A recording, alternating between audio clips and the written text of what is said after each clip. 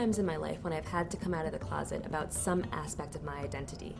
At 21, I told my family, friends, and significant other that I was bisexual, a fact that I had been aware of since 3rd grade. At 27, I converted to Islam, telling only a few family members and friends and closeting my sexuality again.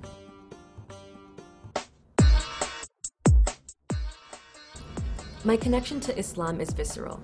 I was drawn to the community, culture, and tradition.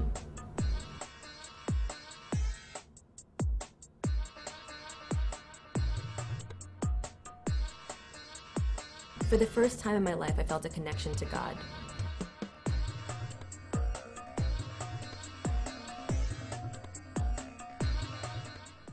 I chose to hide my sexual identity because I expected most people following the teachings of the Quran to believe that homosexuality was forbidden in Islam. I had almost no struggle reconciling my religious beliefs with my sexuality, but I was afraid how others would judge my place in the religion. 6 months later, I outed myself to my closest friends in my newly adopted religion. When Christina told me, I wasn't surprised, and I was happy that she was telling people, especially Muslims.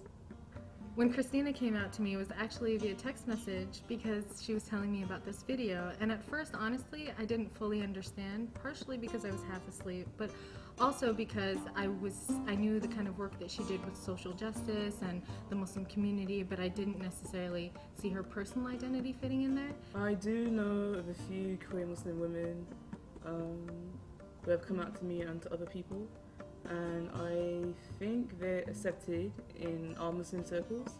I don't know if they'd be accepted in different sorts of Muslim circles, but in the ones that we're in, people are pretty much cool with it. I have found that most people in my community embrace a compassionate Islam that has a space for queer Muslim identities. I think that we have to look at queer issues within Islam from a variety of perspectives and to really talk about how someone can fit in with the community.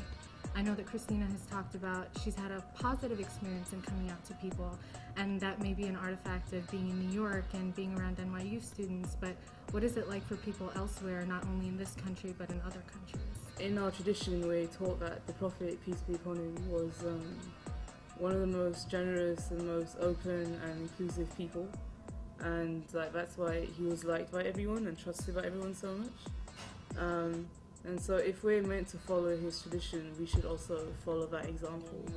So regardless of what our views are, if someone's Muslim and identifies as queer or whatever, it shouldn't really matter. We should still be open and inclusive towards that person, because that's what the Prophet, peace be upon him, would have done. I have decided to announce who I am because one of the most damaging elements to the queer Muslim communities is the silence inhibiting its visibility. It only takes one voice in the community to encourage others to speak out. We need to show that Islam does not have to be an obstacle to queer identity.